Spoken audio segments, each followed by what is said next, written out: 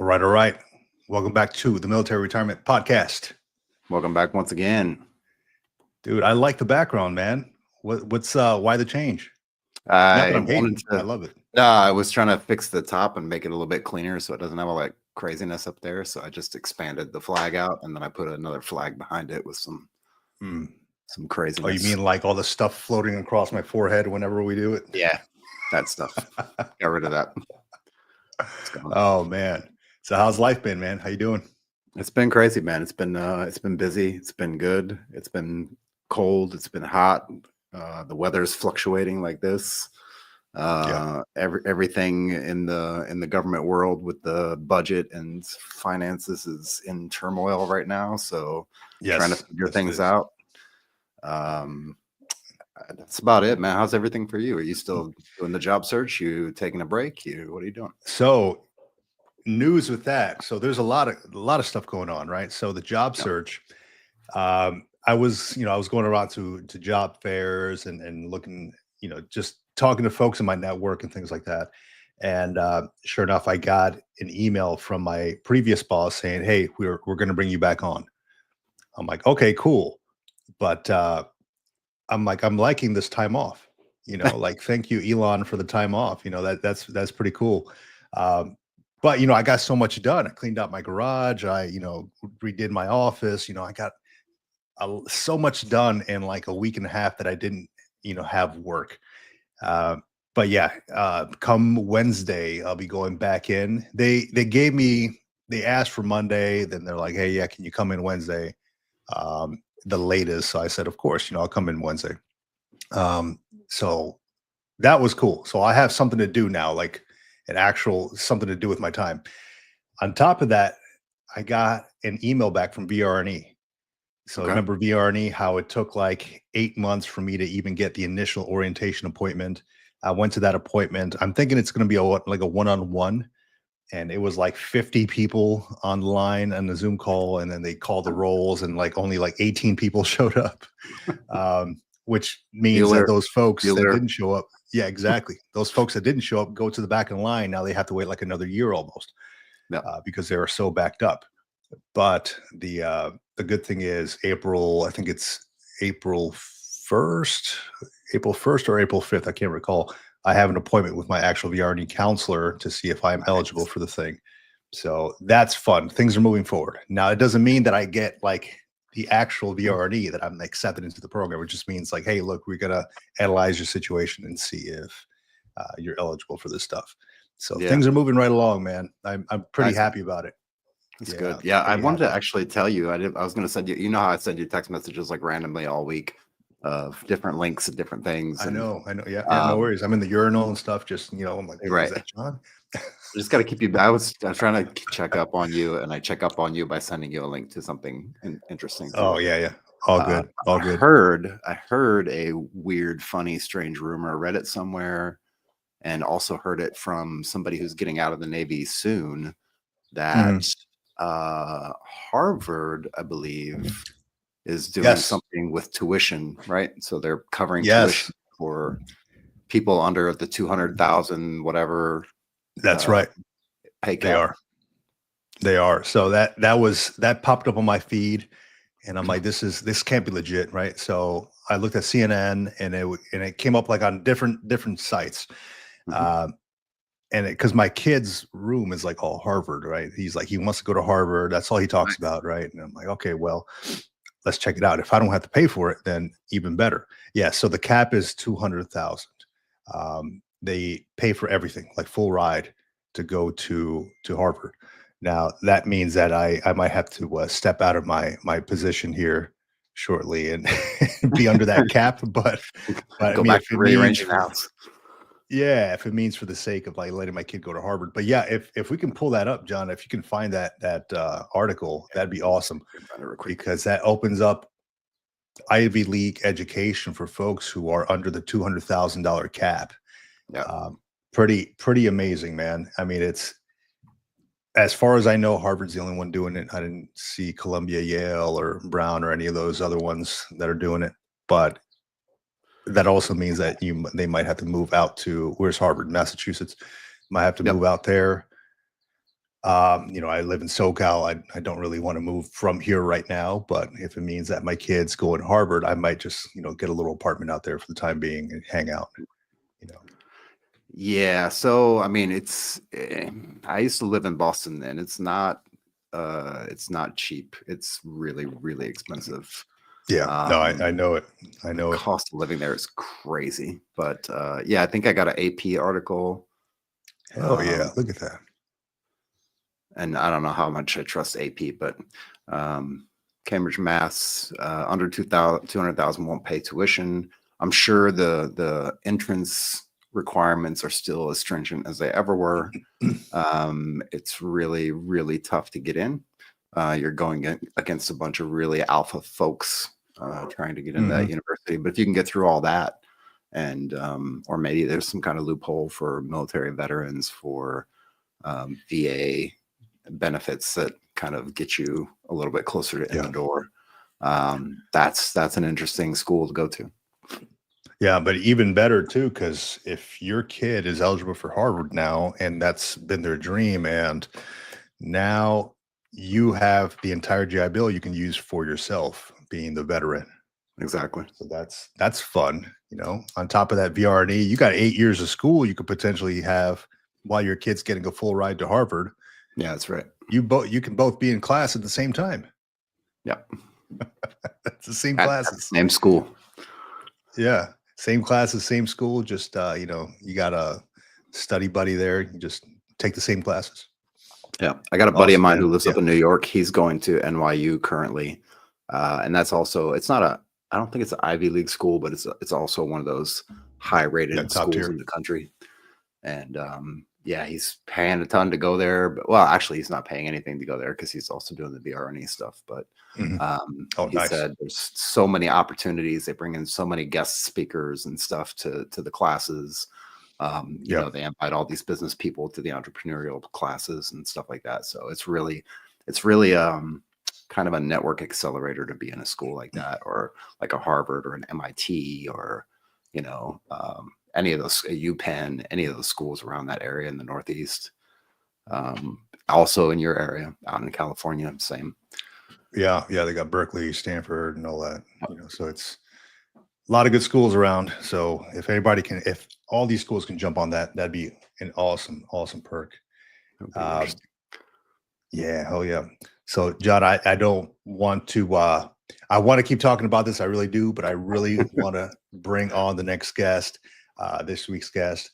So he is the prior soldier, former soldier, the founder of Movement Financial, where he provides strategic financial planning for veterans and their families, and also a previous federal employee who took the DRP, the Deferred Resignation Program. I'm going to bring on the stage Mr. Josh Cantrell. Josh, how you doing? Hey guys, good morning. I'm doing great. I'm excited to be here. A little nervous, man. I'm actually a little surprised Nah, by no, that, but no, it's nothing great to like join that. you guys. Awesome, man. You got your coffee, right? You got something to sip on? Yeah, I got some water over here. So I crushed my Awesome, coffee man. earlier this morning. Now it's all All water. good. All good, man. So yeah, no. So we found we hit it off on LinkedIn, and you know, I was impressed by, you know, your kind of route in life. You know, you went from you know, the army, and we kind of did the same thing in the army, or I did in the Marine Corps as you did in the army, which is military justice. And you know, so we kind of hit it off of that, and we went to, most likely we went to the same school over there in Virginia in TJAGs. So that was cool. You know, not a lot of folks go out there, but beautiful place over in Charlottesville, Virginia. But yeah, man, just tell me about you, man. Like, how did you go from the army to a federal employee to now owning or running Movement Financial? Oh man, it's been a journey. So like a lot of folks, man, I joined the army at 17. Flash forward 21 years. I retired from the army after a really awesome career as a master sergeant in the Army JAG Corps. So yeah, a lot of time in Charlottesville, a lot of time around the DC area, and did some cool stuff, different places around the country and around the world. So yeah, retired, went through that whole transition process, and right after I retired, I got a text message one day and it said, hey, there's this position. Do you want to apply for it? And so I did, and I got picked up for it. It was one of those things, right? It was a perfect fit. It was still dovetailed into the military justice community, working with folks. And then, a year after that, or a little over a year, everything started happening in January. Hey, there's going to be layoffs and all this stuff. I felt like I saw the writing on the wall, and our personal situation fit. So that was the other part is, I don't know, the position's still there, but the RRS was the reduction in force is something that gave me pause too. Yeah. And honestly, it was just a lot of stress I didn't want to deal with. We're preparing to move back to Georgia this summer, where my wife's family's from. So our personal situation, it made sense. So I did take the deferred resignation and shifted full-time into our business, which is so MVMT Financial, short for movement. But really, it stands for mission, vision, money, and time. Talking about the time value of money and having a clear mission and vision for our clients. And so that's something that, we've been working on for a little over 3 years. So I say we a lot. It's my wife and I. And so dedicated, I figured, hey, I speak veteran language. I can give custody. You guys mentioned USAA earlier. I speak that language. And I figured, hey, it's a big community. A lot of people want to work with people that kind of know where they come from, understand where they've been, especially our GY era folks, right? We're all getting older, and this stuff is becoming more and more prevalent. And so been building that to the point where it was like, okay, this is about to where I can do it full time, still pay my bills, still take care of the family the way I need to. And then, it was a nice off ramp into that, and kind of the push that I needed to say, okay, buckle down and do this full time, and you got this thing, man. So that's the short version of kind of how we got here. I could talk on and on and on about 21 years of Army stuff. But yeah, that's the condensed. Josh, I'm curious, man. What when you mentioned the DRP and you saw the writing on the wall, what did that look like? Man, I think it was a whole bunch of different things. I think, it was strange for me. It was really hard. I went from, I was right, like, thank you for your service and all that stuff for 21 years to being in a position, and I'll tell you, man, I'm in a public facing position. I was a special victim liaison. And so I'm working with people who have experienced crime as a victim, and explaining the military justice process to them. So like, I know you understand that, right? Like, it's a complex thing, and especially for folks that aren't affiliated with the military, it's almost like a foreign language. We don't call anything the same thing as civilian courts, or at least maybe we call half of it the same. And so we do this, and then, at the same time, I'm reading stuff, I'm watching stuff, and man, I will tell you, I took it a little personally when, people were, federal employees don't do anything, they don't, and I was just like, I don't need this. I'm out here, on the ground, meeting with people day to day, walking them through usually one of the hardest events, if not the hardest event of their life. I don't need somebody telling me I'm worthless, or, and these aren't the people that I work with. These are people off in DC that have no idea who I am or what I do. And then I looked at just kind of the totality. I never intended for my federal service to be, another 20 years with the federal government. And so when I did a full, hey, let me evaluate where I'm at, and all that. And then I was speaking to my wife, and she had studied, right, like, Donald Trump a long time ago, is his first offer is always the best offer when he's, the art of the deal. And so I knew it probably wasn't going to get a better offer. And so I said, hey, I'm on my way out anyways, I think this summer. So we're just going to speed up our timeline a little bit, get our house to market, and head back to the South, get closer to family. Our entire family's in the Southeast. We're up here in the Northwest. We fell in love with the place. You can see it's a little gloomy out today, but this place is amazing. But so we made that decision, and once I came to that thing, I even filmed it on my phone of hitting, I just typed in resign period and sent the email. That was it. Yeah, Wow. that's beautiful.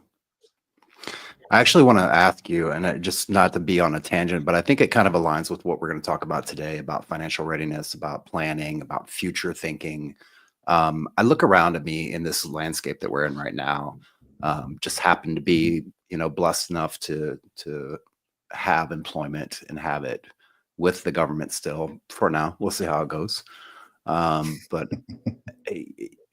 we've all been in the military for more than 20 years. We've all seen these cycles every 4 years, the presidential cycle. We know the pretty much annual cycle of the budget cuts and the budget deficit and the curtailed spending that goes on through the first or second quarter of the year for the government itself, right? I'm really curious of your thoughts on this, just as from a financial perspective and thinking forward financially and planning and things like that. Like, how do you view what's going on because I look around and I'm like, I don't know how anybody could really, I mean, maybe you didn't see everybody getting fired and all this craziness going on to this extreme level, but on some level you had to see like, okay, the new president's coming in, it's Trump. It's not a regular president, right? He's been in office before. We've seen it before. He's back in office. Like, he's going to be making some waves either way, whether he does anything at all or does everything, right? He's going to make waves because of the person he is, because of his name. But I don't understand how the government agencies and like the different people working in the government are now freaking out and running around because there's no budget for TDY and there's no budget for this and that, and we can't use the GPC card. Like, all these things are happening, right? And I'm like, but it's kind of obvious that it was going to happen that way either way. Maybe it's a little bit extreme. I'm curious of your thoughts on this, and then how it relates to maybe future planning and helping people figure out that kind of path. Yeah, absolutely. I think, I'll steal from one of my favorite financial personalities out there, who taught me base finances. Dave Ramsey talking, you can't run a personal budget the way that the federal government runs their budget. You would be bankrupt. You can't run a small business budget the way that they do. You'd be bankrupt in a heartbeat. So am I surprised? Is it needed to some degree? Absolutely, right? We're in a deficit that gets bigger and bigger and bigger every year. Does it come with pain? Yes. And for anybody watching, this is not political stuff. This is just purely, looking at the nuts and bolts of it. It's something that for us as a country to be solvent, to remain solvent, and a lot of drastic measures are going to have to be taken, a lot of rebalancing things. You guys have been around the federal government for a long time, and I imagine most of your viewership has as well. We all know, we've seen it. Tidying up is, I guess, the nicest way to put it, but cleaning up things, archaic things that exist just because they exist. So I understand all that.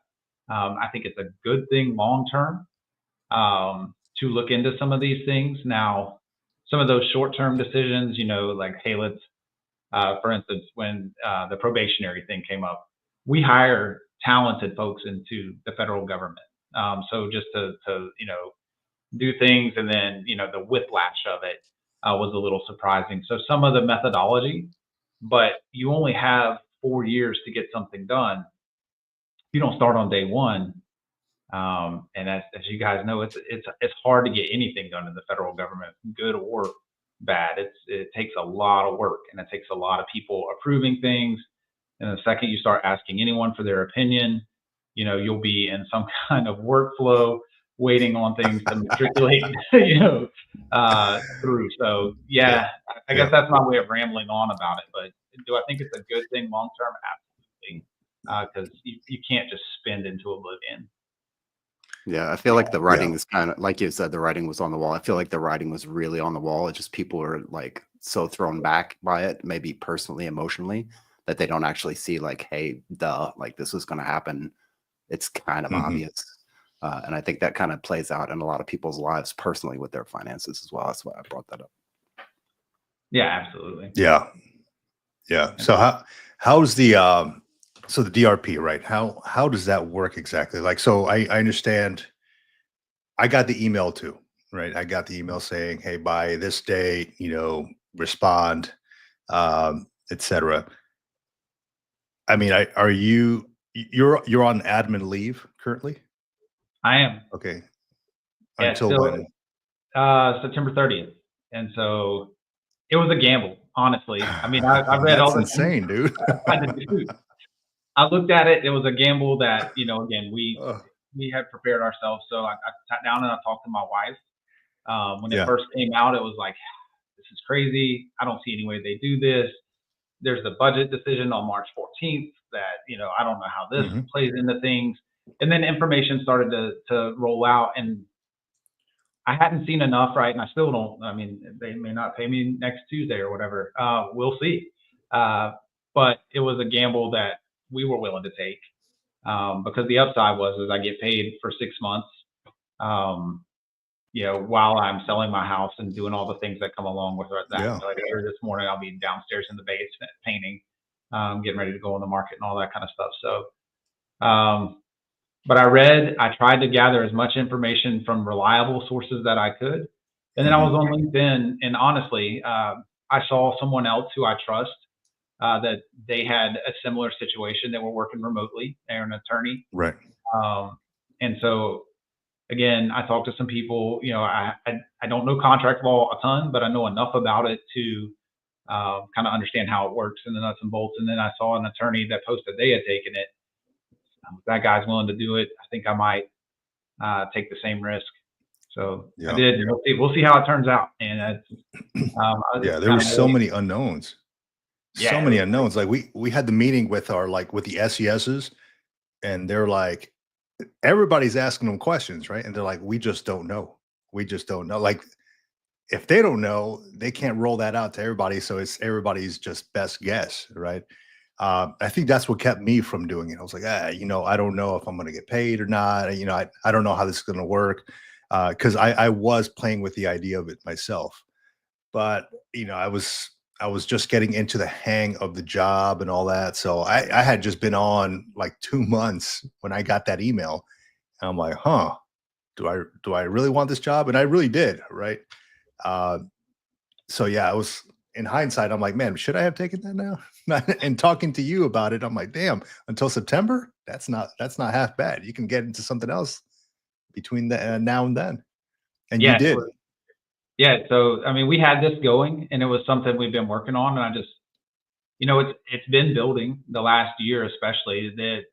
Yeah. My wife started into the financial business before me around COVID. So she was in corporate financial planning for a big retailer for 15 years. And so Mhm. she's used to really big numbers, and she's a math whiz and an Excel whiz and all those cool things. And so she had started down the, like, working with private businesses, small businesses, typically women owned businesses when she first started in this, to help them understand how to do real financial work, on the business Yeah. side.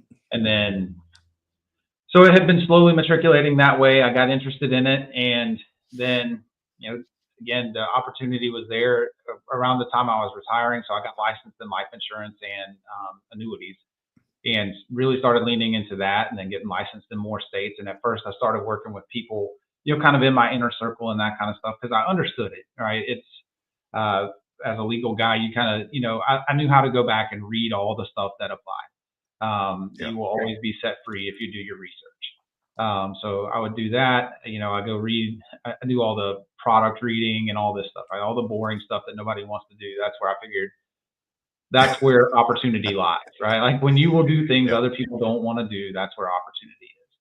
And That's right. so start learning, start digging into things. And it had gotten to the cusp of, okay, I'm getting close to where this side hustle is providing enough for my family that I can replace my income if I just lean in a little bit harder. And in the financial sector, I'll tell you the hardest part is clients, right? Like you have to go and work with people, and it's hard as a guy, right? Like MVMT Financial, it's a small LLC we started up, to go and compete with Navy Fed or USAA, Right. Yeah. and all I can those kinds of. imagine. So at first, you feel like you're rowing up against a hard tide, but over time, you build trust with people, and we had gotten it to that point. So that was the other part of making that decision was I knew I was on the cusp of that, and with more time, to focus, I felt like I could take it to where I needed to, and so far that's proven to be a true. You know, it's always a little bit thing.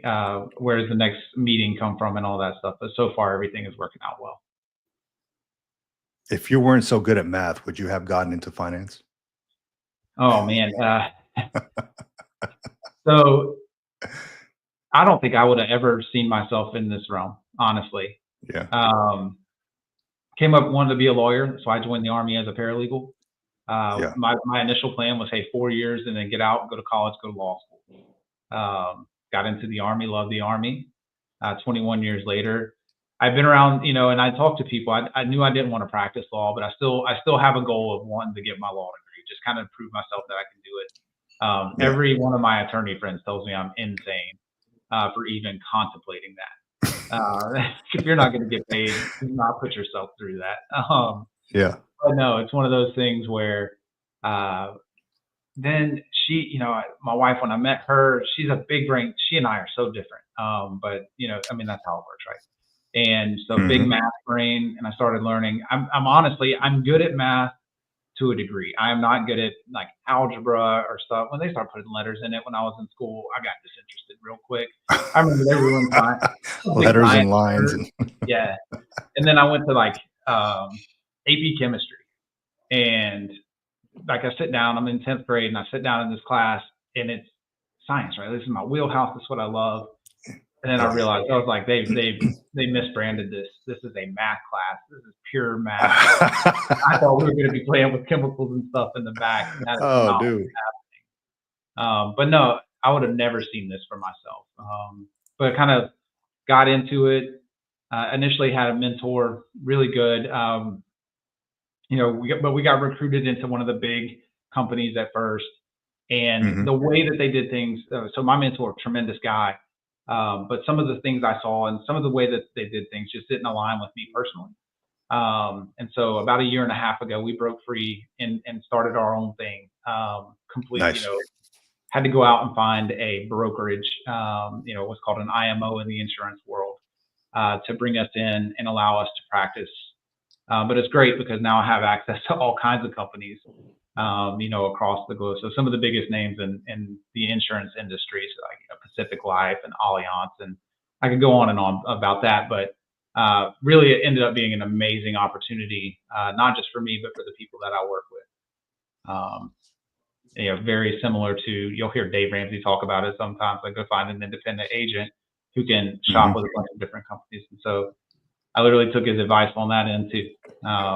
Learned a lot from that guy over the years. I don't agree with everything that he teaches, but for base level finance and running a household, what he teaches is tremendous. Yeah, he's definitely I mean, he's a great guy, overall great guy. I've seen him speak a few times and followed some of his stuff, read his books, and I agree. There's a lot of stuff that he puts out there that's financially sound advice. Yep. And then there's a side of it that's a little bit like sales pitchy, like kind of gimmick, not gimmicky, but he's got to have his brand, right? And he's been doing it for decades, and he's really, really good at what he does. Yeah. That snowball, man.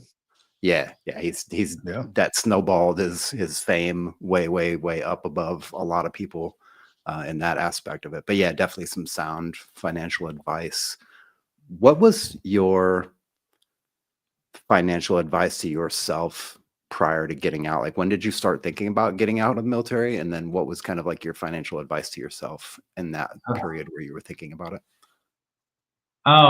Man, I knew I was going to do 20-ish pretty early on, around the 10-year mark. I knew, hey, I've given my best years. I spent a lot of time in places that are no fun. And so, lots and lots of time in Iraq. And so I knew, I was like, hey, by the time I'm retirement eligible, I'll be 38 years old.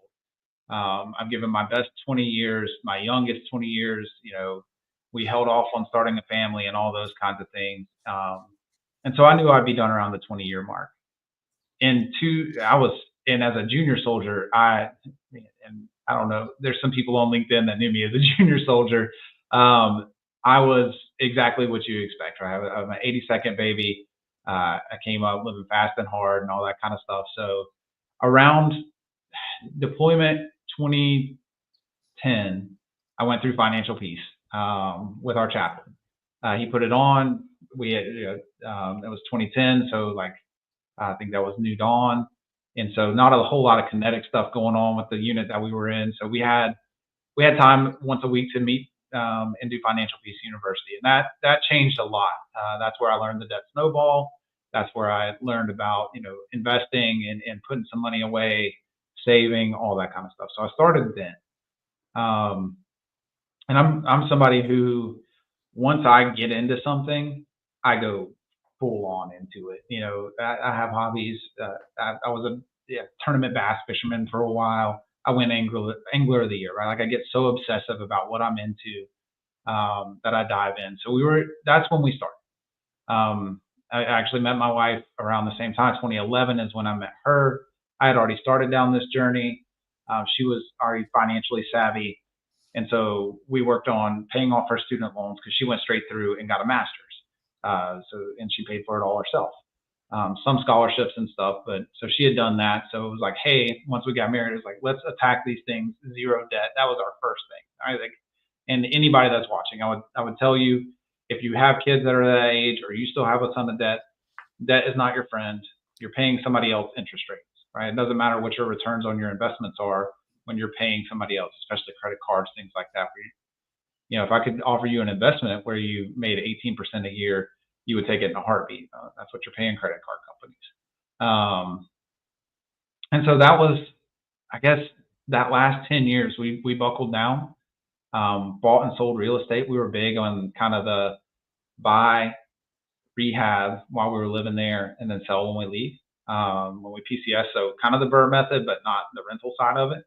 And so we did that, and we were able to make, and if you're not aware, in the real estate industry, you can make significant sums when you sell a house, and they're favorable tax laws up. If you're married, the current, I think it's 500,000 is what you can make before you owe capital gains taxes. So you can make a chunk, and so we did that several times. That was part of how we set ourselves up.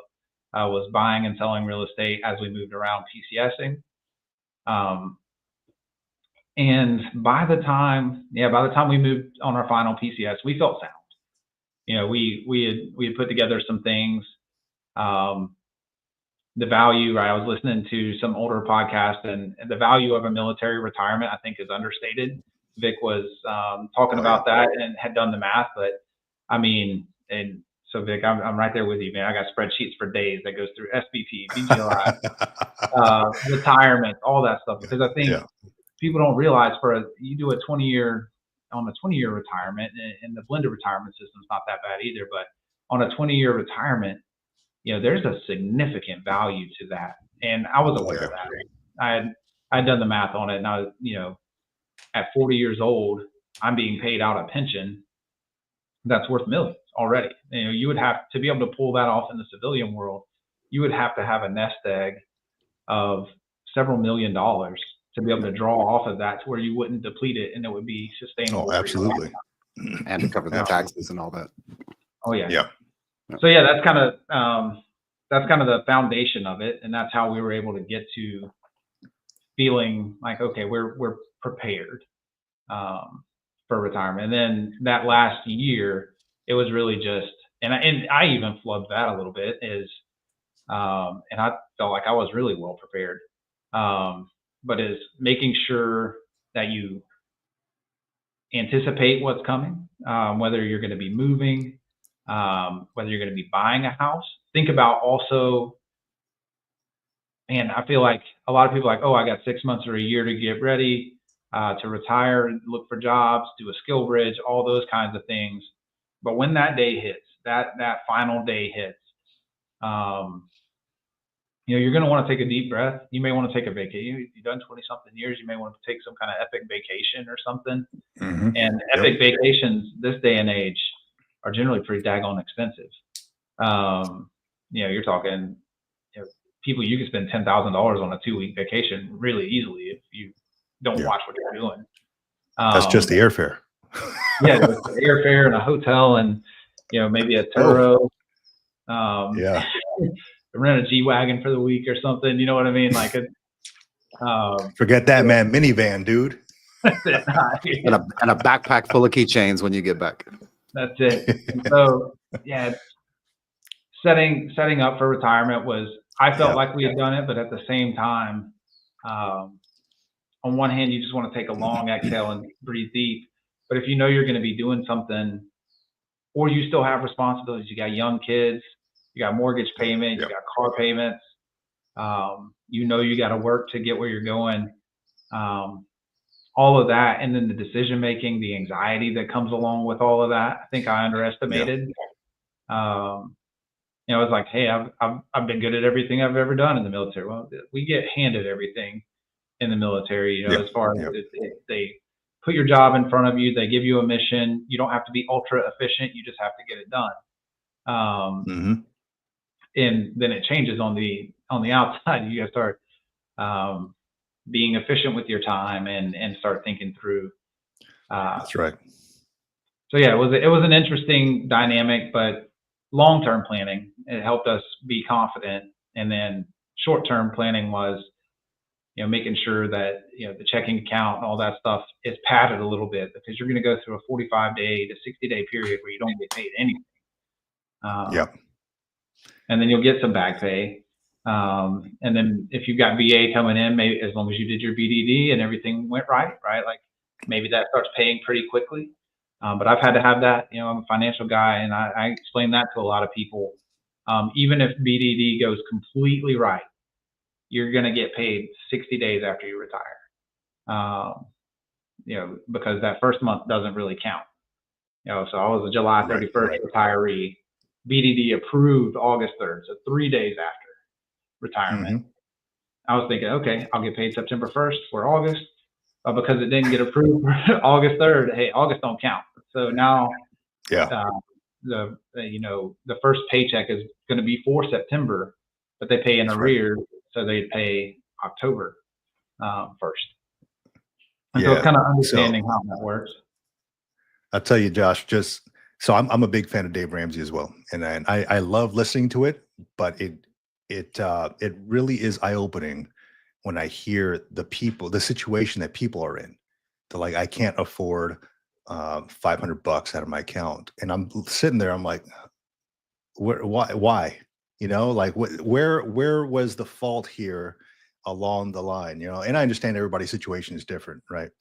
But yeah, I love listening to it for that reason. Like, and I have my kids listen to it too. Like, hey, what this guy's doing, and listen to the advice that they're getting, knock out these debt pieces, you know, the snowball and all this stuff, the biggest to smallest, etc. And, or vice versa. I can't recall what it was, but, you know, I sit there with the kids in the car sometimes, like, Dad, do we have to listen to this? Trust me, this is going to serve you well when you're older. Right. But I think you hit it on the head, man. One of the biggest pieces that we even talk about on this channel all the time is get out of debt before you leave the military, because you don't want to start off a second chapter of your life owing somebody else money. That's just, you're leaving the service with a burden on your shoulder. You don't want to have that. I understand, like the house and stuff, that's a completely different thing. How several hundreds of thousands, from what I understand, that's okay to have that kind of debt. But as far as like credit card debt, like little things that you can control, I mean, those are the things you want to knock out as soon as before you get out, right? Is that a piece of advice that you give your folks, you know, who come to see you, like veterans and stuff like that, whoever talks to you about financial management, like get out of debt before you get out? So absolutely. And every situation is different, right? There's some people where they're retiring in 6 months, and that part is going to be a project for a while. Try to approach things from a holistic perspective, a holistic and realistic perspective. Debt is easy to get into. They make it extremely easy. It's 100%. And it takes hard work, time, and patience to get out of, and a lot of sacrifice. That's the part that can be, you know, less appetizing for people, is when they realize to do this, I'm going to have to give up something. Hmm. And a lot, I'll just be honest, a lot of people will talk it. It's a harder thing to walk and do it. So my advice is, if you're retiring in the next 2 years and you're watching this, focus on it, because Vic's absolutely right. It feels different getting out when you have less bills, but that means you're still serving. Go see your younger service members, whether they're Yep. junior Oh, yeah. officers, junior enlisted, mid-career, and tell them, hey, start working on your debt now. If you have, we always like to joke about the charger payment or something like that. If you have that I was thing, just thinking about that. yeah, I mean, it's easy, right? But if you Yeah. had that, one, do you need the charger? Is my first question. But two, like if you're a car guy, Mhm. cool. Go pay it off while you're mid-career, while you're still earning and you're not worried about retirement, those kinds of things. And if you're junior, you're not married yet, you don't have kids, that kind of thing, start padding your account now, because that's where it comes from, right? Like, is diligence and hard work. And it's hard to understand. If I could get every 21-year-old to understand this, it'd be a miracle. It's hard to understand and put in practice when you're in your mid-20s. But if you're 30, 35, these are the things that are going to impress people. It's not what you drive. What's going to impress people is how you've set up a stable situation for your family. If you're worried about impressing people. And really, the only people you should be worried about impressing are the people that live under your roof. When they know they're taken care of and there's that security, Mhm. that's where that comes from. But yeah, absolutely. To the degree you can get rid of your debt before you retire, it's a good idea. But if you're late in your career, maybe think about what your next chapter is going to look like. Because if you have a ton of debt, you will probably have to work. Because even VA and your retirement it's not bad, but it may limit your lifestyle if that money comes in and goes right back out the door to somebody else that you borrowed a bunch of Very money much from. so. Yeah, you earned it. You might as well keep it in house. Yeah.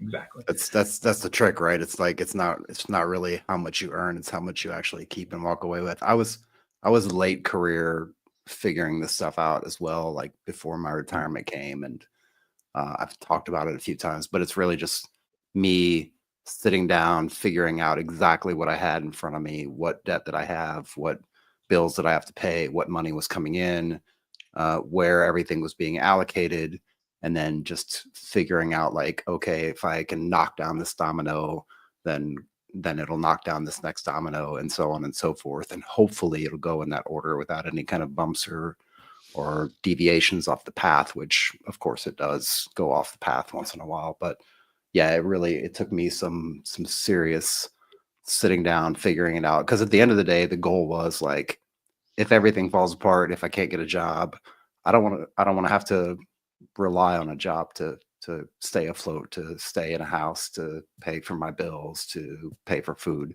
Like, I want to be able to be completely independent of a job if I can. And so that was my driving motivation. Like, that was my why of what to do in order to,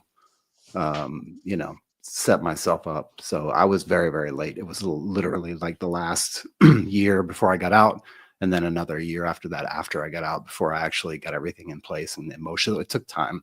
It wasn't like, okay, I'm going to do this, and then it just happened, and 6 months later, everything was fine. Like, it took a couple of years worth of hard work, persistence, definitely a lot of discipline along the way, and experimentation. But yeah, that's kind of what. And so on the other side of that coin, I've got a 20-something-year-old, and Vic, I think your daughter's also 20s. She's 20, very hard-headed 20. Yes.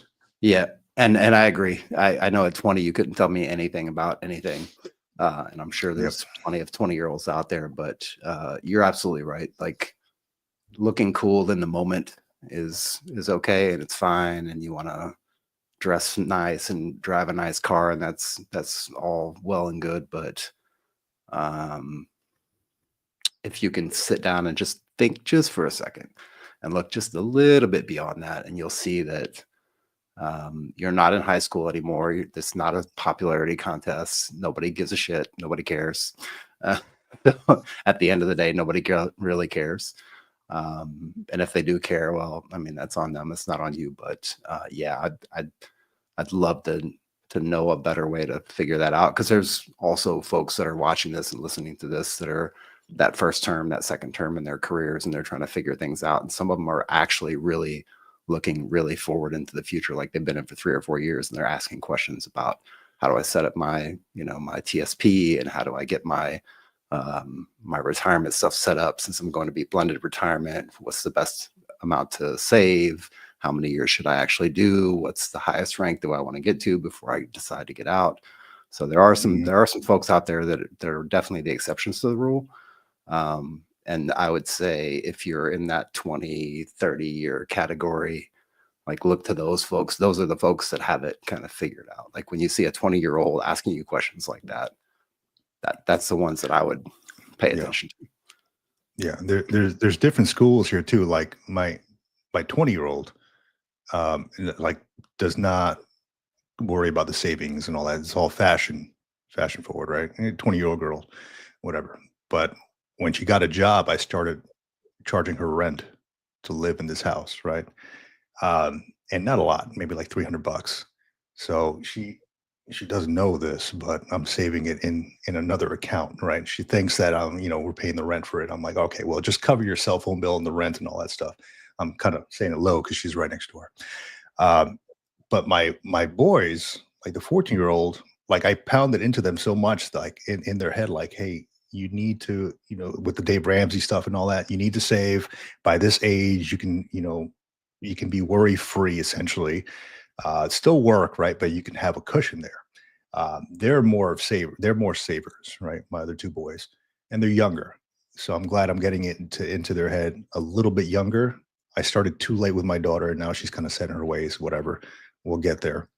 But I think a big part of it is when she was looking to move out with a friend at one point, I'm like, look, you're going to be paying like $1,500 for a room in a house or something. Just stay here. You got a room, food and all that stuff. And I only charge you like $300, because you have a job. Okay. That made more sense.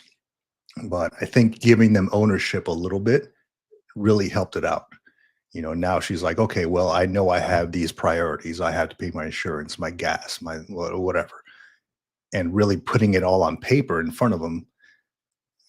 Like, here's what the rent's going to cost you, your gas, your insurance, your food, just laying it out. And she's like, oh my God. I'm like, yeah. Oh, you're God. It's really, it's big. It's big. Yeah. And it's going to add up quick. And I don't know how you're going to survive. So let's work little by little. Yeah, it's wild. It's the younger you can get it, the better off you'll be. That's like you said, like John was saying, like you said, when you see somebody that's young that gets it, sometimes I'm like, man, like congratulations, you stay on that path. It's going to look good for you. It's going to look good for your family. And by the time you're 40, 50, 60 years old, you will be able to do kind of what you want to do versus what you have to do. And that's the beauty of the retirement too, right? Like the military retirement, because you have that coming in every month.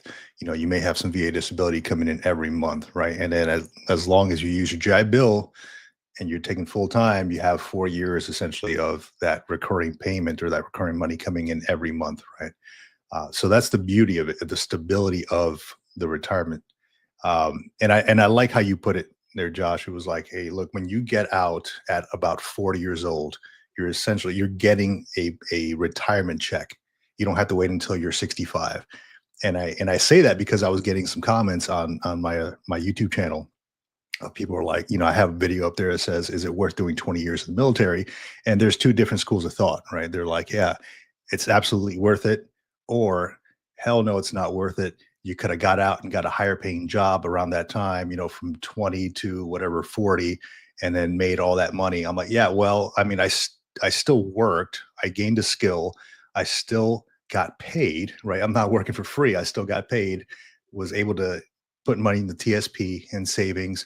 And on top of that, I can choose what I want to do at 40 years old when I do retire, and still get paid all the way until 65, and then get my Social Security, and then it's another retirement if I want to. It just works so good. Like, I don't know how people don't understand it, you know? Yeah, it's the backwards math on it. I don't think it gets talked about enough, honestly. I'll never forget. I mean, I had it when I was probably 15 years old. I was helping hang vinyl siding in July in Yeah. South Carolina. Oof. So yeah, exactly. You can imagine. Sounds like fun. Yeah, it was a good time. I was just helping my stepdad. But on that job site was this old, crusty, he had done 6 years in the Marine Corps guy. But his name was Gene. And I'll never forget Gene, because he looked at me at the end of the day. He said, I should have stayed in the Marine Corps. He said, I'd be retired right now. I wouldn't be out here. And then, he described the way that day felt in the heat in a epic fashion. And that stuck with me. My grandfather was retired and worked a second job. My grandfather didn't talk about his retirement check from the Army. I just knew he was retired, first sergeant from the Army. And then go on, I joined the Army kind of out of a family thing right after 9/11. All the things kind of pointed me to the Army. So I joined the Army with the intent of doing 4 years. And I never even thought about it. And so even in the first 4 years that I did, nobody was like, hey, you should think about 20. I mean, there was like, oh, you should do it and retire. They'll pay you forever. But if you do the backwards math on it and you say, okay, the average life expectancy for a U.S. male, 73, 74 years old, and they're going to pay you, not only that, they're going to increase with cost of living every year to keep up with inflation to some degree. Yeah. And then you go listen to any financial planner, and what's the number one fear of most people that are retiring in the civilian sector? I deal with this all the time. My wife's clients and some of my clients even, their number one fear is running out of money, right? And so it's a 20-year contract basically that you do, and I get there's a lot of reasons why some people may not want to do 20 years in the military, but if it's something that you're considering, or you're already in and you're considering it, man, it's a hard deal to beat. It's a hard deal to beat. And it's part of the reason they went to the blended retirement system, is because it is such a great deal. So the 20-year retirees, and then on the blended side, it's still an incredible deal. You just got to make sure, like kind of what you guys were talking about a second ago, sit down, do the math, understand where you're at, understand your personal situation, and then again, be disciplined in your decision making. Because I'll tell you, because blended retirement is what, 40%, and then matching the TSP, right? Yeah, so they do the TSP match. 40%, and then 2% per year. It's a smaller multiple. It's not 2.5% per year. And if there's any blended folks that want to get together and kind of on the blended side, the most important thing is to keep it very pointed to you, to understand it, and to then make sure that you're doing the TSP, getting the match, not doing a TSP loan when you want to go. There's all those things that can really take away momentum. And the biggest thing with the TSP is the time value, right? Like time value of money, eighth wonder of the world, compound interest, and staying on top of it. There's a couple of different ways that you can approach putting money in. I've done that with a lot of people as far as where they should be in the TSP. But you're so young at that point, it's basically the C fund or the S fund. And then you can move to a life cycle or something at some point. And then if you later on the G fund, although there's some word on the street right now is that the G fund may eventually go away. It's just because it's expensive for the government to run, it's a cash grab, so it's got to be backed. So there's that. But yeah, it's being diligent, knowing your numbers, having a plan, and then just enjoying the ride, right? Like military, as you guys know, and everybody that's watching this knows, enjoy the ride in the military. It's unlike anything else, and it goes by quick. Now, I guess that's the thing that hit me, was like, man, when it's over and I hopped in my truck for the last time driving off base, while I go back to base still as a retiree, when you do it in uniform for the last time, it's a feeling. It's a whole thing. Yeah. Have you actually come across any of the blended retirement folks yet? Like folks that have crossed that threshold and actually started drawing blended retirement? I have not. Not personally. Everybody I've dealt with is still a 20-year retiree as far as actually retired. Now, I've talked with a lot of blended retired folks, but most of them are still active. No. Same here. I'm curious to see the first one and how they respond and what it looks like and how it all kind of lays out and figuring that out. I was wondering if we could jump over to two things, and they're different things, so we can approach them however you want. And if you want to choose one or the other, Vic, we can do that as well. But Let's do it, man. SBP, so survivor benefit, and TSP, those wonderful, this alphabet soup that we used to live in. Yes. Either one of those, if we can hit one of those and dive into it. And for SBP specifically, like the pros and cons from your financial perspective, and then things to look for, like maybe there's a window that you have to sign the deck statement if you don't want to do it, and that kind of thing. If we could just sit on those. Yeah. Yeah. So SBP, I'll touch on that one first because it's one of the ones I talk about the most, day in, day out. And so the survivor benefit plan, and really it's a Vietnam era program. So I'll hit the basics up front. It's Vietnam era program. We had a bunch of 20 and 30-year-old widows in the country that were all of a sudden hit with, having to figure life out, sans their partner. And so it's a thing. It's not necessarily a terrible thing. And if you're a high-ranking officer, those folks, right? Those numbers are a little bit different, but here's the base numbers. At 6.5% of your gross retired pay. And so for the folks that are keeping track of this and want to know the nuts and bolts, 6.5% of your gross retired pay. So that's before taxes come out.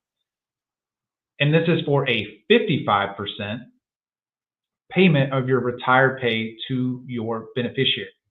Now, beneficiaries in this are limited to your spouse and or your children in certain situations.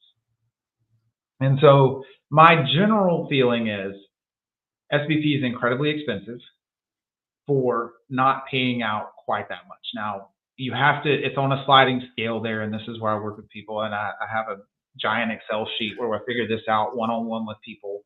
Because the other thing is you have to figure out whether you're going to take it or not before you final out. That's your option. That's when you can decline SBP coverage. The next time you can decline SBP coverage is between your 24th and 36th month of retirement. So you got a 12-month window there. And you've already paid premiums into it for 2 years prior to that. And there is no return of premium if you opt out at that point. So it's a good thing to nail down before you get out. The next time that the window opens, and that's the last window, unless you are 100% P&T with disability, and 5 years later, and you've been 100% P&T for 5 years, at the 5-year mark, you can opt out of SBP. But again, no return of premium. You paid premium for 5 years, then it's a much more complicated thing. You have to apply and all that. So the best time to do it is before you retire, if you're going to opt out. One of the things that I sit and talk with people about when they're making this decision is, right, SBP is an annuity. It's just like your retirement or any pension is. It's an annuity. It's an annuity. So it just means they pay you out a certain amount every year. That's calculated, like we said earlier, it's 55% of your base retired pay. Also, that's taxable income to your beneficiary. That's important to know your tax buckets. The reason we talk about not taking it a lot is the civilian or the private life insurance market. You can simply, right, because the premiums work the same way. So let's say you have $1 million policy, and it's going to be for a 40, and there's, right, we talk about term insurance or permanent insurance in either one, but let's say you do $1 million policy. How long would it take SBP to pay out $1 million to your beneficiary? It's going to take, so in my instance, right, I'm a retired E8 with 21 years of service. So my base retired pay, it would be half of that. So that's around $1,600 a month to my spouse. How many paychecks of $1,600 a month does she need to get before that totals $1 million? It's a lot of paychecks. Whereas with $1 million life insurance policy, 45 to 60 days after I pass away, right? Like once there's a death certificate and that kind of stuff, my spouse will have $1 million lump sum, or on the permanent side, $1 million plus lump sum, that they can then choose how to deal with things. Now, again, there's some responsibility there. It's not a financial windfall.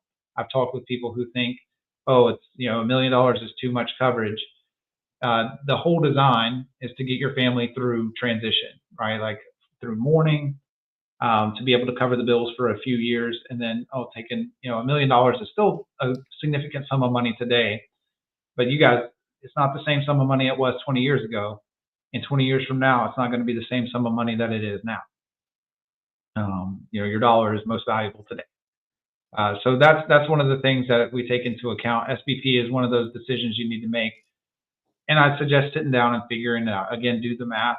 That's where somebody like me comes in. I built an Excel spreadsheet. We talk about your specific things. And if this is something that interests you, I'll do a shameless plug to my website.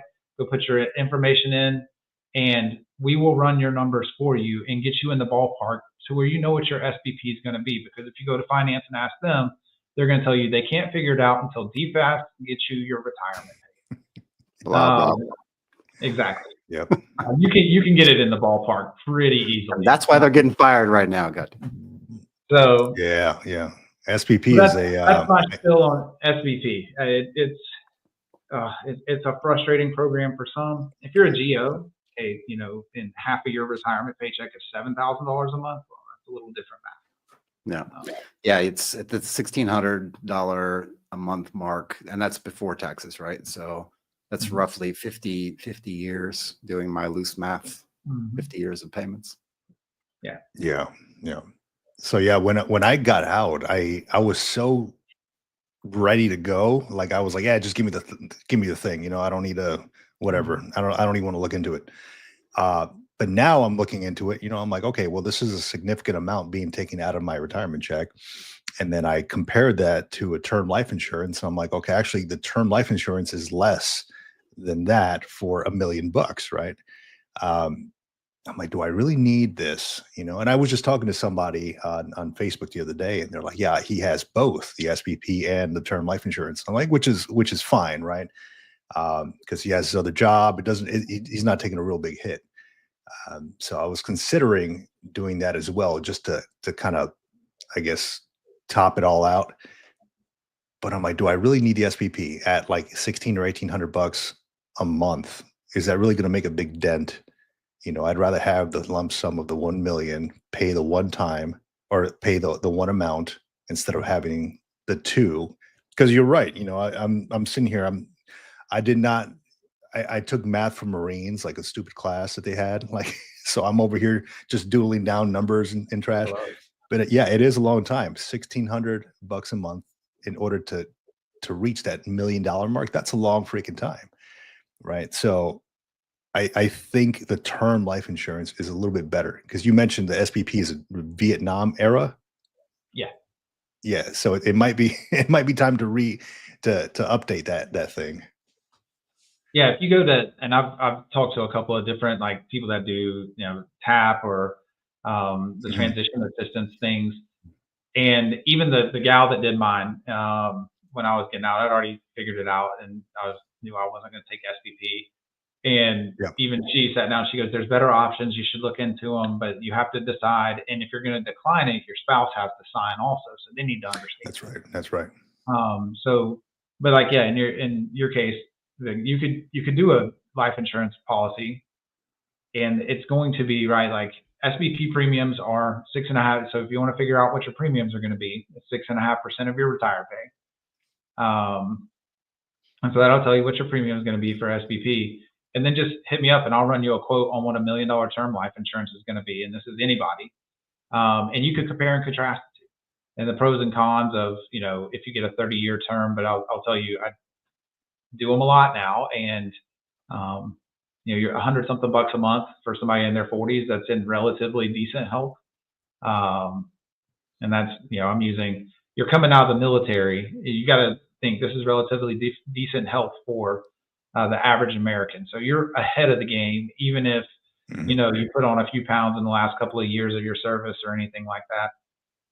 I run into that a lot, right? Like people are like, oh, the last couple of years and all. It's like, you've taken care of your body. You've done PT every day or every other day for 20 something years. You're in a better condition than most folks. We've gotten cancer survivors through and everything else. So it's worth looking into. It's worth at least knowing what your numbers are. As long as we're going down this path, can we kind of parallel that with the SGLI, VGLI versus a private kind of like health life insurance thing? Because there's some of us that have also missed that window. There's a window for that. And if you miss that window, then it's kind of off the table. And in my case, it's very much so off the table. I've already double checked and triple checked on it. For those people who maybe are either in that situation or decide that they don't want the VGLI, SGLI, the VGLI after they get out, to continue the SGLI kind of coverage that they had while they were in service. What does that kind of look like as well? Yeah, so VGLI, SGLI. So SGLI, right, great. Service Members Group Life Insurance. You get it. You're covered for up to $500,000 now. That changed 2 years ago. So it's a good deal. It's like $20-30 a month out of your paycheck. You never really think about it. You're covered while you're in the service and all that kind of stuff. As you're getting ready to get out, and so the last 2 years you're in. So I always say 12 to 24 months out. Look at a term life insurance policy and just compare the numbers. VGLI, once you get out, is incredibly expensive. It starts out all right, but it increases in premium cost every 5 years. And it doubles almost every 10, and almost doubles every 10, or in some years it doubles. And by the time you're 70, it's $2,000 a month for $500,000 in coverage. It's pure insanity at that point. Wow. So right around the time you're reaching kind of the life expectancy of a male in the U.S. or female in the U.S. 78, male is 73, 74, depending on which data source you look at. Right when you start getting into, okay, I should have some life insurance or that kind of thing. For VGLI, it's almost cost prohibitive, especially if you're, here we go. This is the chart. So if you ever want to look at that, I've got it distilled out into some, infographics and that kind of stuff. But just know, on the private market, you can do it. And John, you said something there that hits home.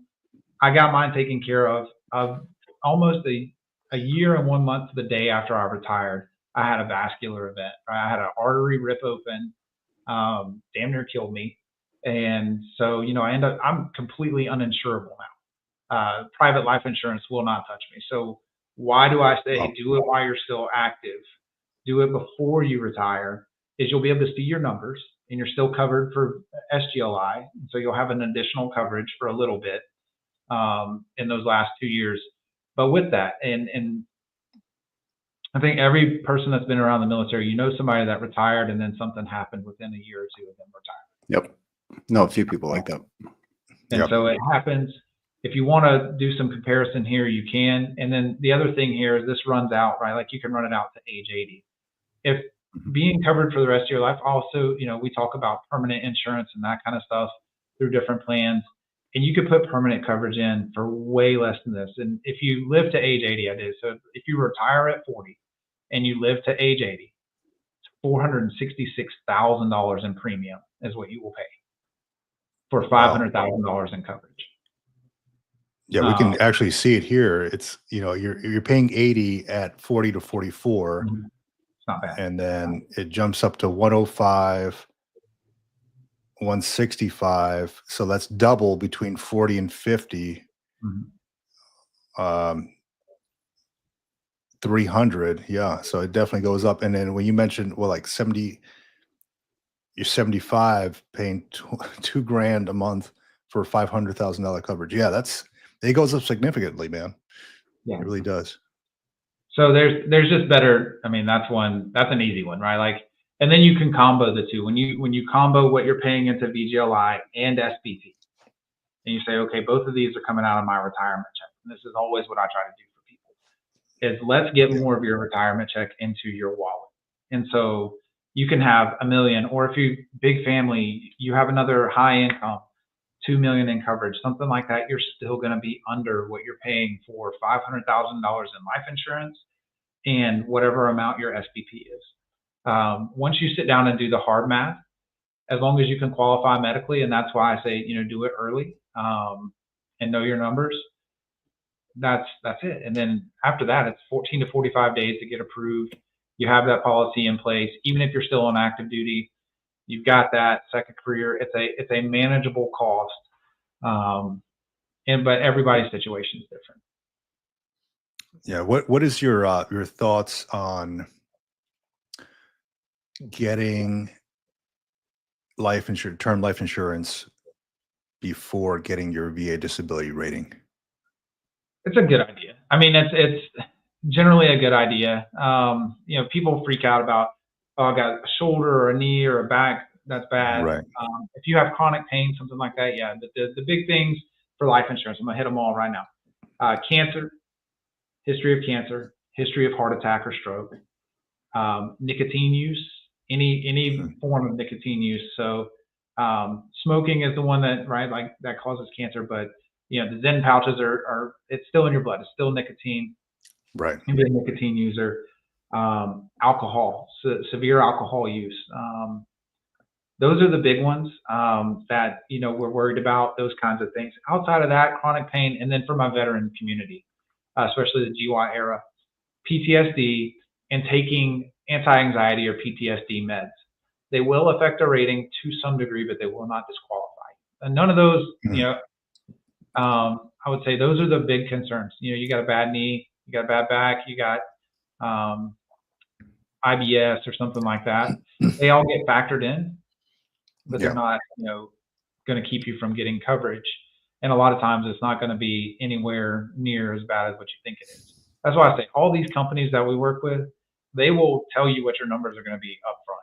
And so they'll run it and they'll tell you whether you can get covered. And so I say doing it before VA exams, you never know, right? And VA exams are meant to get a rating so that they can look at range of motion and that kind of stuff. They're not diagnostic.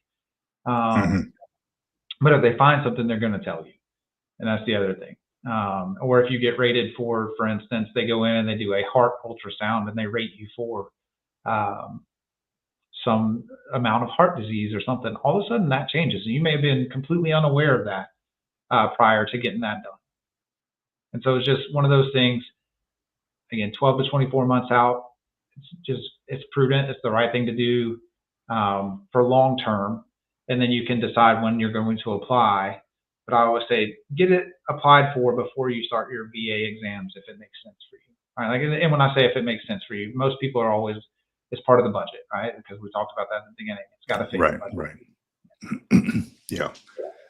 Yeah. I was always hesitant about getting a term life insurance policy while I was in, because I always looked at the SGLI. Okay, well, we have the SGLI, right? And then I never actually signed up for a policy. And now it's like, well, anything can happen at any point in time, right? I want my family to be covered. We bought this house, though we don't have any debt, I want my family to have that, that security if anything should happen to me. So now I'm on the hunt, for this stuff. I actually have a medical appointment coming up for that reason, for the insurance thing. Yeah, because I think USA had like John, we pulled it up last week, like this Eagle thing where you can get in a policy by bypassing the medical stuff. But then I tried that and they're like, oh, actually declined. You need to contact somebody. I'm like, whoa, what the hell?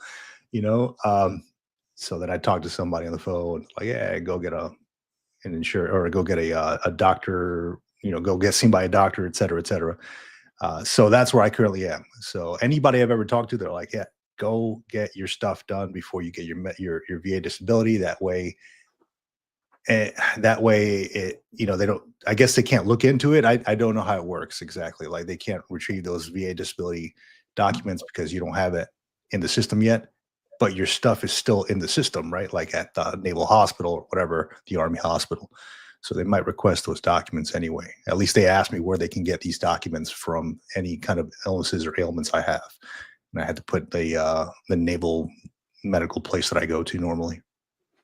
Yep, it's what we call an attending physician statement. Anytime they see Yes, something yeah. they want more information on, that's what they're looking for. Yeah. And it's just, you can get ahead of those things, right? You're going to, on one hand, you're trying to get a company to give you the best rating possible. On the other hand, you're trying to get Mhm. the VA to give you a rating, the best rating possible. Right. And they are counterintuitive a little bit. Playing both sides here. Yeah. Let's dig into TSP real quick, and then if you want to jump into after that, we can jump into like some business things, entrepreneurship, Yes. things like that. Hell yeah.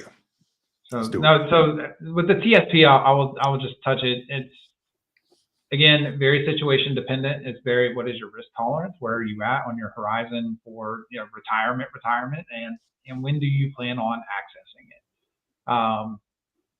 Generally, I say if you're young and the TSP is just a piece of your retirement, and so when I say young, if you're 45 or less, you should have a fairly high risk tolerance, I would think, but that's also a very personal thing.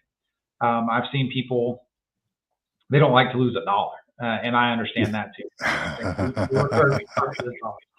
But generally, if you ever want to learn or talk about balancing things out, this is not specific guidance or advice to anyone. I have to preface that, but you're talking about the C and the S funds being your best place. And then if you really just want to be hands off, the life cycle funds aren't bad, depending on your target retirement year and that kind of thing.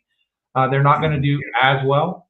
And then if you actively manage your stuff, you can move it. You do, like, so my TSP was half in the S and half in the life cycle fund. The last time I looked at it for last year, it did, I don't know, 17% or something. So not terrible, not bad. And if it would have been all in the S fund, I think it would have done 21. So there's that. The most important thing about TSP is contribute to it. And for the federal employees out there, if you get a match, contribute up to the match at least. For the blended retirement folks, contribute up to the match. If you're young and you don't have kids and you do a pretty good job budgeting, you get a promotion, you get that pay bump, put a little extra over there. Because again, the way that compound interest works, the bigger the number at the beginning or early on, the way bigger the number later on. So there is that aspect of it, is if you can pour into it, the earlier you can pour into it, it will pay dividends later on. There's all kinds of, you'll see them on Facebook or Instagram or something of, Susie started saving when she was 20 years old and she stopped when she was 30 and she was this many millions by the time Johnny started when he was 30 and he saved every year for the rest of his life and he never caught up to Susie. That's how compound interest works. It's a real thing. Yeah. So that's my dig on the TSP. The last thing I'll say there is, once you retire, if you want your TSP moved over and rolled over, work with a financial professional to determine the best place for it. That's another thing that that I've gotten into is doing that, and specifically for people who are now older in life and they don't want to risk their nest egg. Where can they put it? What can they do with it? That kind of stuff. So that's my TSP spiel. Biggest thing is while you're still active, pour into it as much as you can. You will be thankful later on. Yeah. Dude, I'm afraid to look at my TSP right now. I am, the way things have been going. Like, I don't normally open it. Like I used to open it like every day just to see where it's going. But then I'm like, you know what? It's been like a month since I looked at it. I'm afraid to look at it right now, but I also am going back to the federal position that I have now, right? They recalled me. And now I'm looking to max it out, like buy shares when it's low now. Because right now I'm seeing things on Facebook like, hey, I should just move all this stuff in the G fund roll. You might just lock in those, those losses. I'm personally, I'm open to your ideas on this. Personally, I would like to buy more, like max it out more now more than ever, because I'm buying it at a low share. At some point in time, those shares are going to go up, given the history of the stock market. Yeah, the stock market goes up, stock market comes down. Warren Buffett, one time somebody hit him up with what was it? Hey, you just lost the most money of any person in one day. And he was like, I didn't do anything. I didn't sell anything. So, he had dropped in value, but, the bounce happens. It's one of those things that depends, right? Like, and then the S&P's, the TSP is a little tricky because we're not outright buying shares. You're buying into an index. And so that can be a little bit tricky, but I mean, it generally tracks the market. The market typically bounces back when it's down. I would, at least up to the match. I don't know if I'd be putting a ton of extra in there. I think there's a lot of like kind of wait and see with some things. There's a couple of the big tech stocks that really, you go back the last 5 years and you look at what's driven a lot of stuff, and it's a handful of stocks that have really carried the day. If it hadn't been for NVIDIA the last 4 years, the S&P would look far different. And so it's getting into those nuanced things and kind of understanding what drives that stuff. If you're comfortable with that and understanding what's in the S fund versus the C fund, and all those kinds of things, then up to your tolerance level where you want to be, sure, you could put more into that, or look at, other opportunities, right? Like a well-balanced portfolio. It's not, once you're at the match, the TSP is not the end all be all, right? Once you meet your match, there are other opportunities, whether it's different sectors, real estate, crypto, whatever it is that attracts people. And that's where you talk about being diversified in multiple different ways, different areas, different tolerant, right? Like crypto is incredibly volatile, but it's also, it's being regulated now and it seems to be gaining traction. So there's all kinds of things out there, but specific advice, I would up to your match, Vic, and then take a hard look at kind of where you feel like you're getting your best bang for your buck. Yeah, absolutely, man. I'm big. Same as you mentioned. I also read the fine print on everything. People hate to sell me stuff because I'll sit there for an hour and read it. They're like, sir, you just have to sign here. I'm like, whoa, hold on a second. Let me, and I'm crossing stuff out. They're like, sir, you can't cross it. You can't cross it out. I can do whatever I want. It's so, yeah. And that's when it comes to the TSP, man. Yeah, I think I'm gonna go ahead and just check out like the whole maxing out part, because I firmly believe, given the history of it, of the market, it's gonna bounce back up. I did want to ask you, what are your thoughts on crypto? Because I've always been kind of like on the fence about that, just maybe because I don't know too much about it. But I've never had a chance to ask like a financial person about it. What are your thoughts on that? Personally, I don't touch it. I watch it. I think there's been some interesting stuff. I mean, there's a part of me that's like, I think I first heard about Bitcoin when it was $4,000 or $5,000 or something like that. And I mean, generally watching things, I have a friend that's super into it. He's got, a lot of money in crypto. So he's always sending me some stuff and keeps me educated to some degree on things. I've watched a couple of YouTube things, a couple of guys on there. I keep track of that market because I look at it kind of. Oh, you're educating yourself on it. Yeah, educating. It's a world marketplace. It shows a lot of real-time data. It never unlike the U.S. stock market that shuts down every day. Like, it's constantly trading. So you can hop on at 10 o'clock at night and there's something going on in Hong Kong or whatever. And so I watch it fairly regularly. I have very, very little in the crypto market. I grabbed a little bit at one point. It's just not something that I put a ton into because of the volatility. For my volatile stuff, I prefer real estate.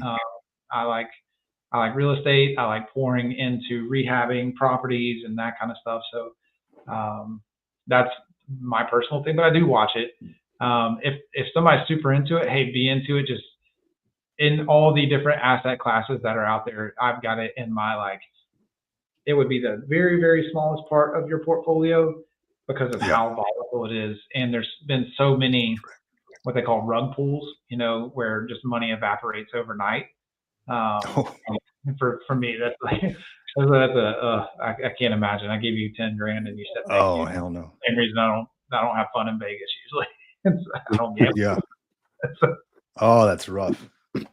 I can only imagine. Yeah.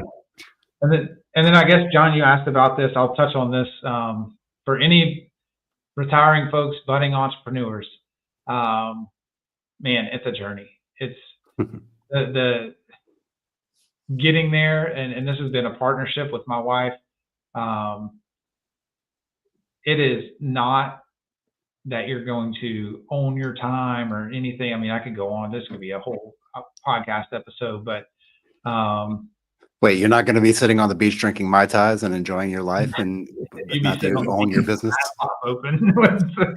Laptop open on the beach? No, that never happens. Screaming at spreadsheets. Damn yeah, it. you're never off. And coming out of the military, especially once you're more senior and depending on what you did, you kind of get used to never being off. And if it's your personality, where for me, it doesn't seem like work because it's something I enjoy, but it also doesn't bother me to come in here at 10 o'clock at night and do some tidying up back office stuff.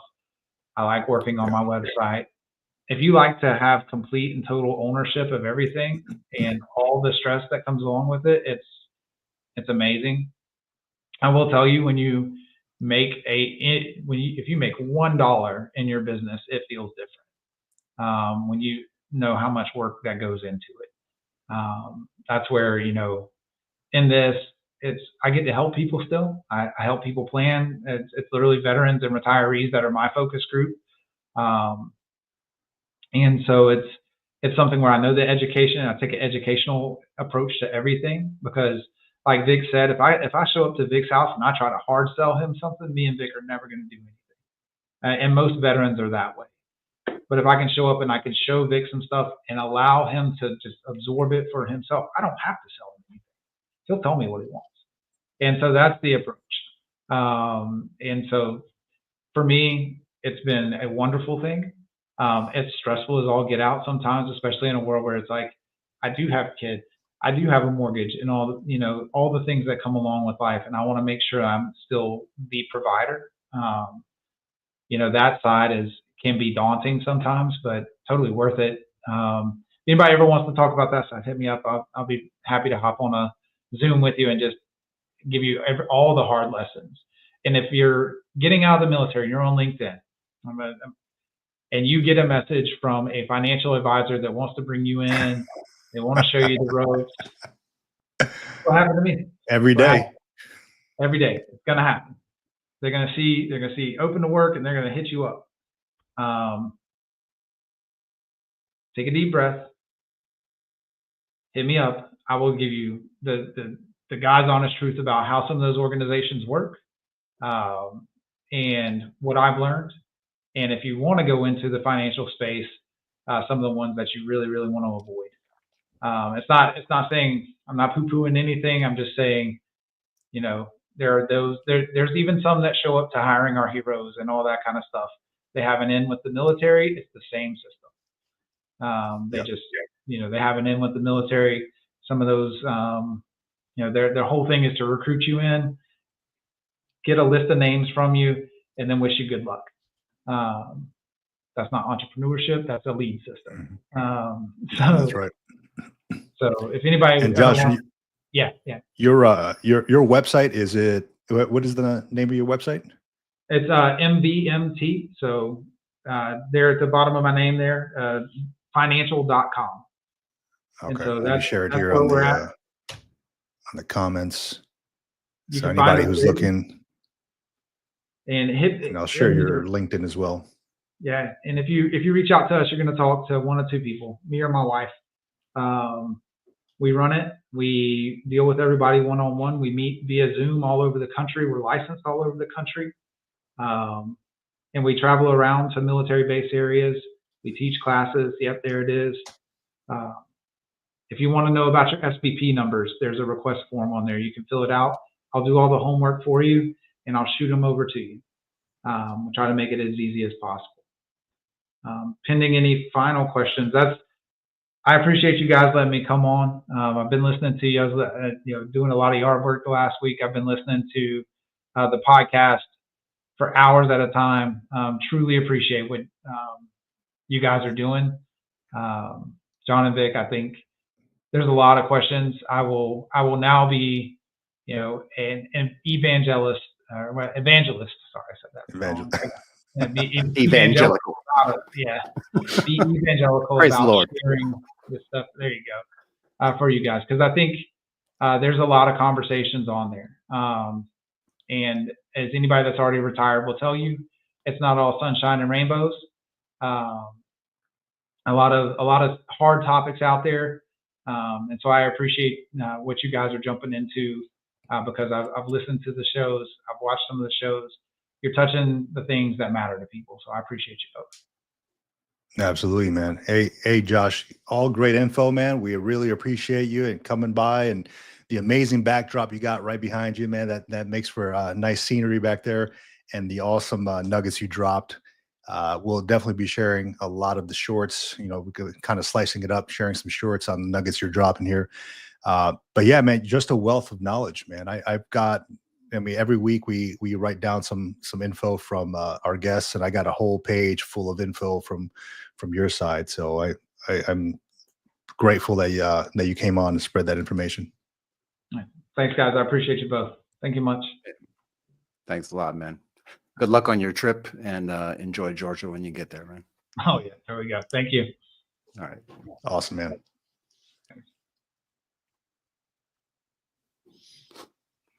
Dude, I learn something new every time, man. I really do. Like the SPP, I did not know that you got from your 24th month to your 36th month, you can cancel it around that time. Yeah, you get that window. You can. Yeah, you get that window. Yeah, I didn't know that. I thought it was just submit a page 11 and cancel it at any time. So that kind of I haven't hit that window yet, but I think once I get this whole term life insurance thing going, I think I might cancel that SPP, man. I just don't see it's expensive, for what it is, for like 1,800. I think it's either 1,800 or $2,000 or something like that. I'm like, I'd rather just get the $1 million policy and then just have the family settled in a lump sum instead of waiting for that following month. It's kind of a pain, but there's the good thing is that we have options, as retirees, as veterans, we have options out there. Josh listed off the big things like the nicotine, the cancer, and all that stuff. That's kind of like not showstoppers, but your rates might go up when it comes to the insurance. So really, health is a big thing. But you have options. They're not all showstoppers. Yeah. And that's the whole point, right? Just trying to get as much information out there for everybody. So we're not trying to push you in one direction or the other direction. We want you to have as much information to arm you with as much ammunition as you need so that you can make the proper choices that you need to make for your situation, for your life, for your family. So that's the bottom line of it, really. Yeah, awesome. 100%. I do have one last thing before we go. If you're interested, I sent you the text message on it. It came up on, I think it was like the VA email or something that came out, but let's see if I can pull it up here on the screen. It is through the Blue Star neighborhood. So let me see. Oh yeah, I was taking a look at that, but if you can explain it, man, because I don't know what I'm looking at there. Yeah, maybe so you had brought it up. I guess maybe it was last year sometime. You were on a plane. I think you were flying, and you turned on one of those master classes. They had it available on the plane, and you watched it, and you were like, "Wow, I'm going to go ahead and jump on this master class thing." Yes. So for any of you that don't know, master classes are basically a bunch of world-class performers giving kind of their master class. They're opening up the kimono, giving their secrets and telling about their process, about what they do in their specific field of expertise. Yeah. So they have a ton of these master classes from different actors and movie producers and musicians and like people from authors, all walks of life, chefs. But these things are really, really handy and useful things. And so what's going on is the Blue Star neighborhoods. Let's see if I'm neighborhoods. Maybe I spelled that right. Nope. NEIGH. All right, got it. So yeah, Blue Star Neighborhood has partnered up with the Masterclass folks, and they're offering basically a I think that's it. Yep. They're offering basically free access to the master classes for up through December 2025, right? So they only got like 5,000 spots, but what you want to do is if you know about the Blue Star Neighborhood or the Blue Star, this kind of organization, there another organizations out there helping veterans. But what you want to do is just go in here and create a login real quick. This is exactly what I did, and the email came back like almost instantaneously. You just create a login, put in like three pieces of like your zip code and your email address, and then it'll ask you to create a password. And once you're in there, there's a search button up there. Just search Masterclass, and you'll find that first article, and it should have a link in there where you can sign up to get on the list to potentially get access to the master classes. And that's it. And then you just wait for the email back. And once you get that, then you have access and you can get into these master classes for free. I'll pull up the master class thing too, just for those who Damn it, John, I just renewed my thing. That's okay. I just renewed my master class. That's all right. It's fine. No, they gave me like a discounted thing anyway. So, yeah, this is excellent. So the masterclass that I watched, I was on the flight, and I watched Chris Voss, who was an FBI negotiator who now runs the Black Swan Group, and I remember it because the dude is awesome. Just the way negotiations, for salary negotiations, for talking to people, the way you position the questions. Like if somebody's talking to you, you just kind of ask them the same thing back, and it makes them open up a little bit more, right? Without you actually sharing information, you just ask them the same question back. Like, oh, you're on Masterclass, and then that poses the question to them, like to open up and talk about Masterclass more. Oh, tell me about this. Tell me about, so very, very good. But I love Masterclass, man. You got what's his name there? Ryan Holiday there. Yeah. You got storytelling. I'm a big fan of the storytelling ones. I'm curious to see about some of these food and drink, like Thomas Keller's in here. Aaron Franklin, if you don't know, is the god of barbecue down in Austin, Texas. You've got a bunch of really cool people, Wolfgang Puck, lots of cool people. I'm curious about some of these. Thomas Keller's in there, Gordon Ramsay, Roy Choi, a lot of great chefs and restaurateurs. So I'm very curious about those. And then also, where is he at? I know he's in here. This will be my first one, Werner Herzog. That's gonna be my first one. I just got done reading his book. That's the book that I recommended to you guys. And I just bought that book for my brother for his birthday, actually, because I think it's such a great book. But yeah, I'm going to dive into that one. But yeah, that's it's some of those free things that come across, and it's not all about getting the free dinners and free haircuts and stuff like that. But once in a while, something like this is a pretty big deal. And if you're interested, it's out there for you to get it.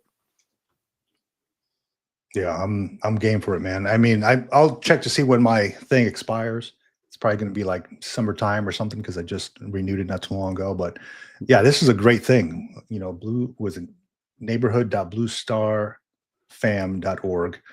And yeah, I'm signing up for it right now as we speak. So nice. Seeing if I can get on this masterclass. I love that stuff, man. Between that, like Khan Academy, Coursera, there's so many good things out there. And now the masterclass with Blue Star Neighborhood. That's awesome, dude.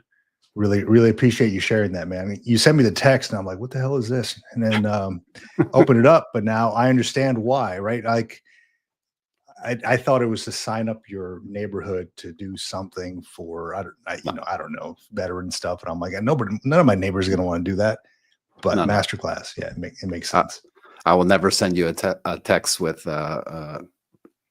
cute kittens on a video.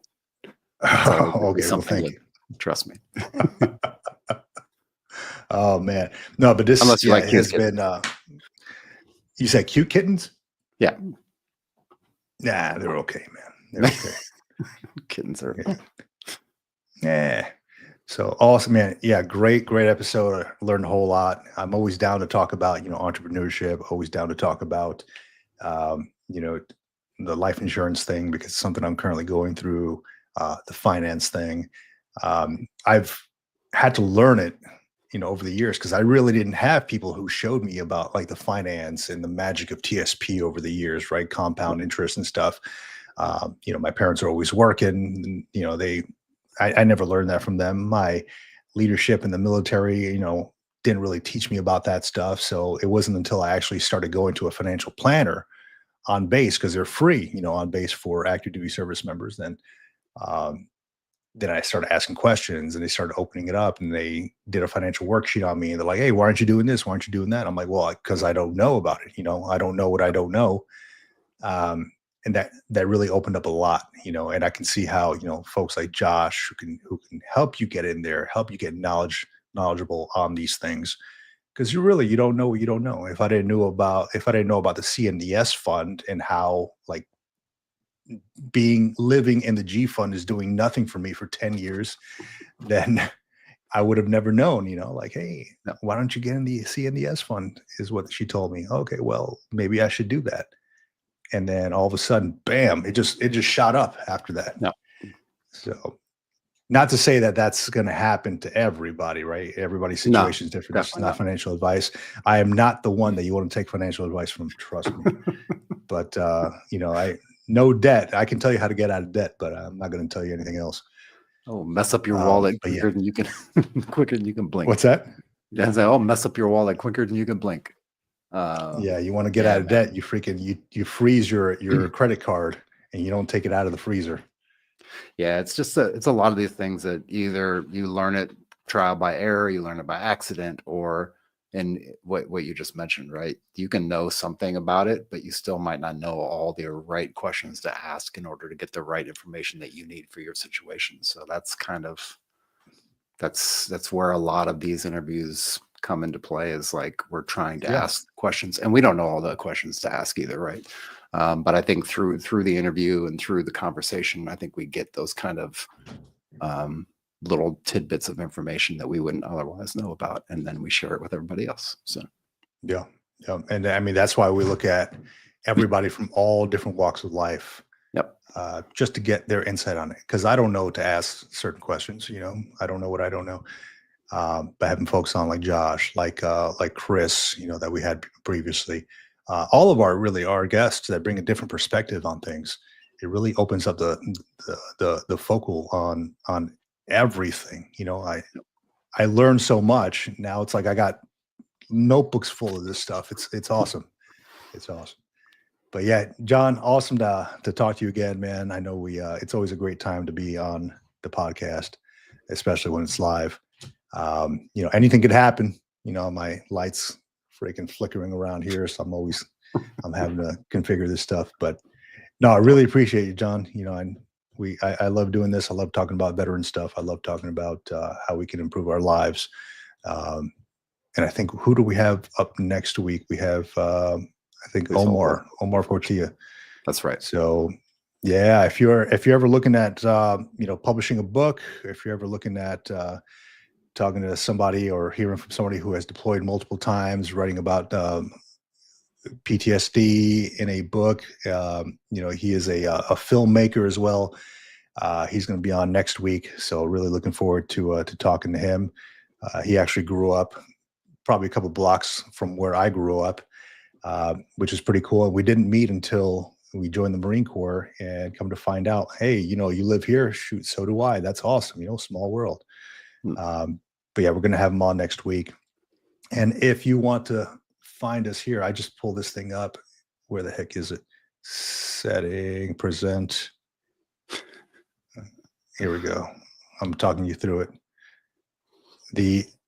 militaryretirementpodcast.com. We are online. If you want to check out our website, it has all the links to everything: YouTube, Spotify, iTunes, everywhere you can find us.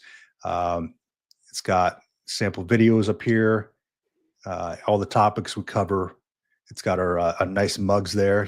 John's looking, looking fresh in his shirt and tie. I don't know what the hell I'm wearing, but it is what it is. It's my resting frequently bitch asked face. questions. Your resting bitch face. It looks like you're trying to do math in public. Yeah, it is. Thinking too hard. Damn. No, Selfies on the toilet. Oh, Gone no. wrong. No, I'm just kidding. But yeah, a lot of good information on this. Glad we got it up and running. So that's cool. You can also find us on the Military Retirement Group on Facebook. We just, I just approved a couple more. And damn, let me see. Let me pull it up here. Like 2.5. Very cool. 2.6. Yeah, nearing 2.6. Yeah. So let me, damn, where the hell is this? Here it goes. Military Retirement Group. Yeah, here we go.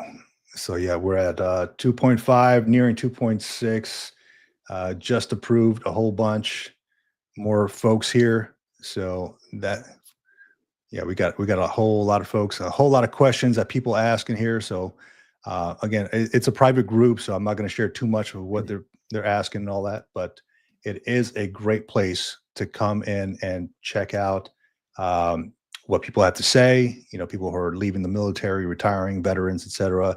There's a whole lot of stuff on the files tab that you may want to know, like COLA memos, state benefits comparisons, BRS, all that good stuff. It has a whole lot of, people just upload it on here, and sometimes we upload it ourselves as well. So it's a lot of good information on there. We're happy to share, and then John and I are very active on there as well. So if you haven't had a chance, go on the Military Retirement Group on Facebook, join up, and we'll approve you. Easy enough. Yeah, a lot of great conversations on there too. Just people asking questions and sharing information. So cool, man. And then of course the green logbook is where you're at when you're not doing this with me. That's right. Let me pull that up here real quick. That's a fun one. The green logbook. It's got my mug on there too, looking all serious out the window, like I'm thinking about deep thoughts, right? Doing the coaching and mentoring now, so that's fun. You can book it there.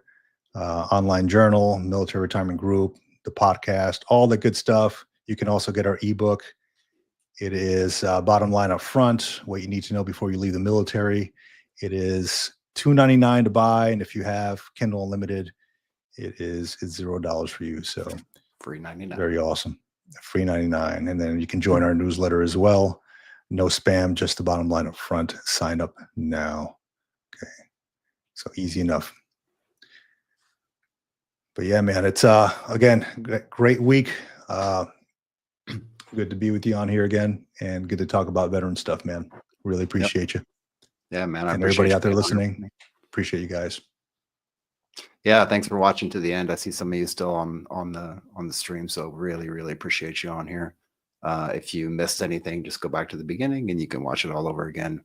Yeah, man, we appreciate all the support you guys are giving us, and we'll keep bringing great guests to the show and great information for you.